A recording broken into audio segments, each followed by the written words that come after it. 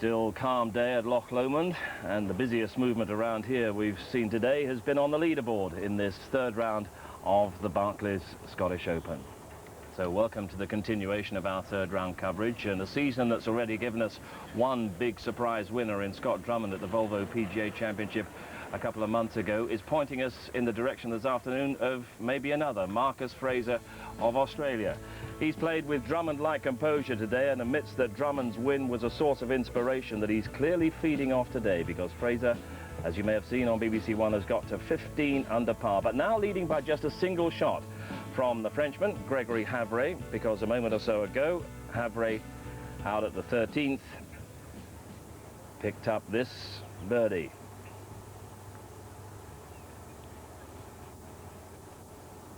From some distance as well.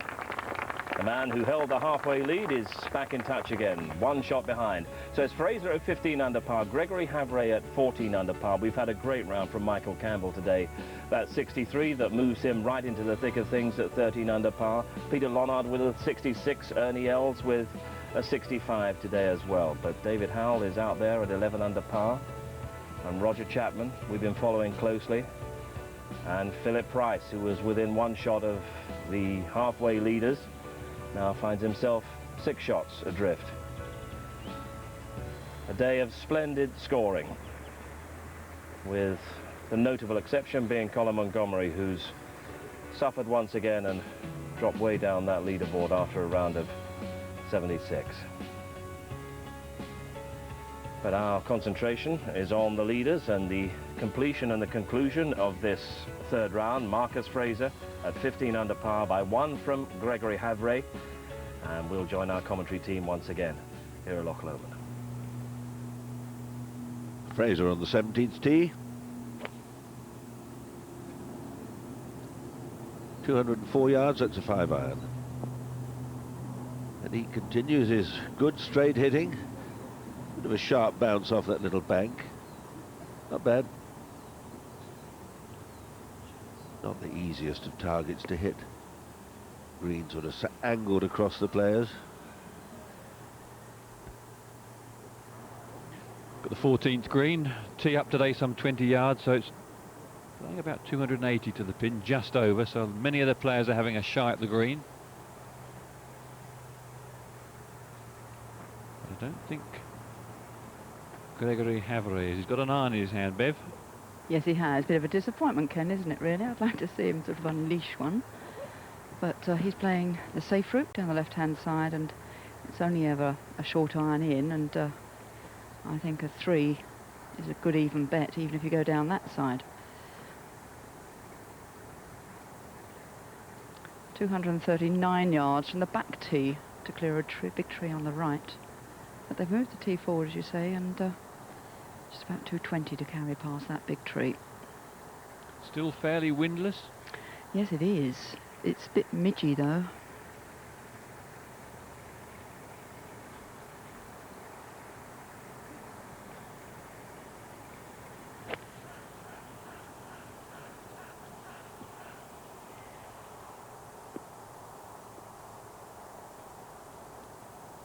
Just into the light colour rough. It's going to make control to this shallow green much more tricky. Brilliant hole, this one. That's the area that Gregory Havre has aimed at. Well, that's the other option. You can cut the corner of the dogleg. Many of the players trying that today. But terrible thick marsh to go, and quite a small target. Bunker down the left and a little stream. If you miss it on the right, it's an awkward chip down the hill. But if you get it correct, it offers an eagle opportunity and a relatively easy birdie.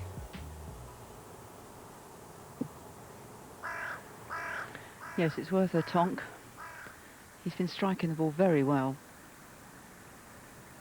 Barely missed a shot. The last green, last fairway, of course, he missed the fairway, but it wasn't a bad drive. Full of confidence. It's not a big driver, this one. He hasn't got to absolutely hit a ball buster. Well in range.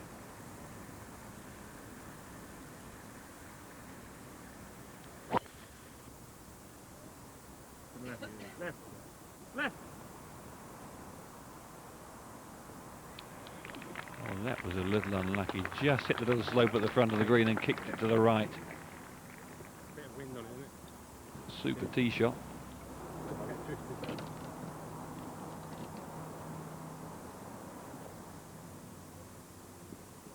Have a look at the different tee shots.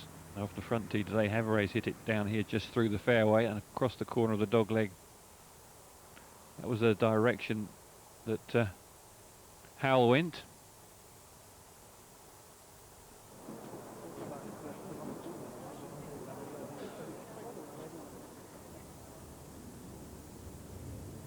Roger Chapman here at the final hole. On in 2, this for a 3.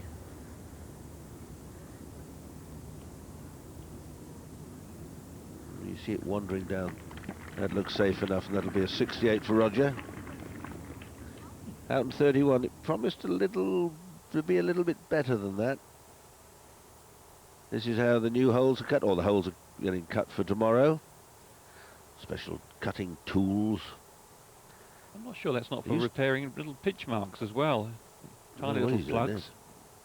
You reckon? Well, they do repair them that way, and they used to, old-fashioned days, stand on a really hard, large piece of wood so that they got a level spot to cut the hole in.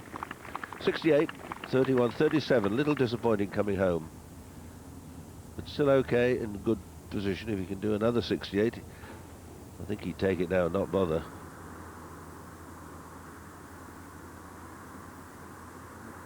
Bjorn, 16th.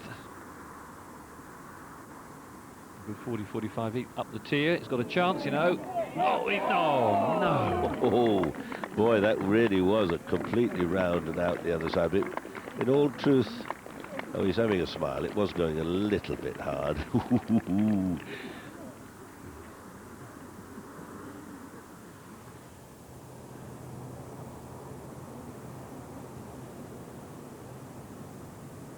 The way things have been going for Marcus Fraser, he'll probably chip this in. It's a pretty straight chip. Pins on a very flat part of the green.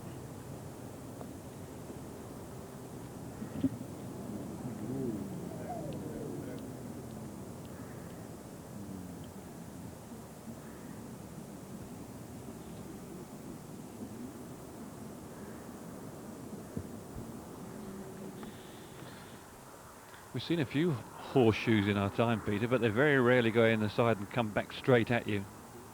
Yeah, this one was travelling. If you just notice the speed as it comes over the ridge, it's still travelling quite hard. It's probably 4 feet by, but it really went in and then scooped round and out. I like Tom's reaction here.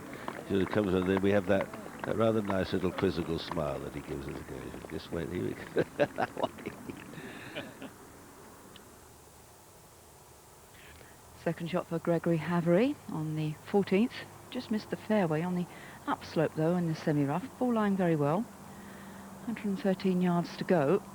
And the pin just cut at the top of a little tier in the green on the right-hand side. 17 on, 9 from the right. So this needs to be precise as it could roll back to the front.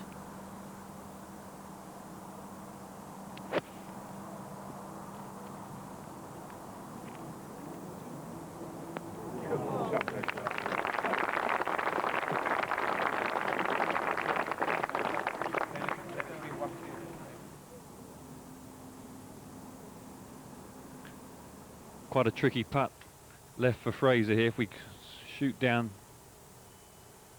this pin cut on a very awkward little slope here, and this putt looks like it's going to go straight from this side hole, but there's a little bit of a left to right break on it, so Fraser's got to be very careful.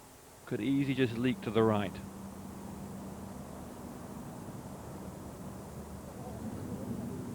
The other way.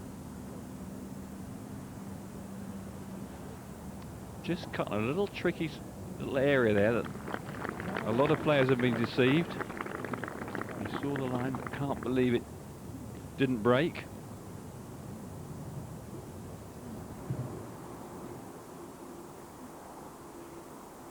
David Howell, a very delicate chip, and he played it beautifully. Perhaps a little unfortunate not to run another 14 to 16 inches, but well done.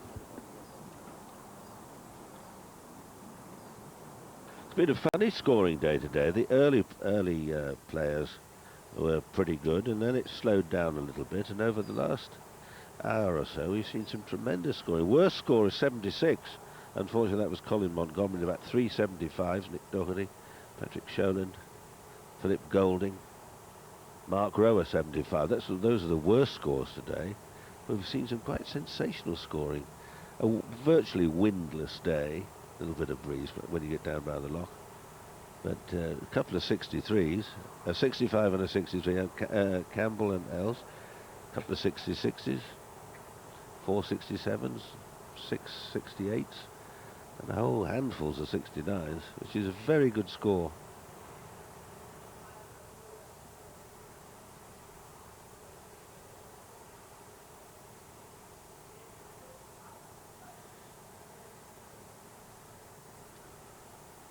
And go right to the bottom. And there you see Colin Montgomery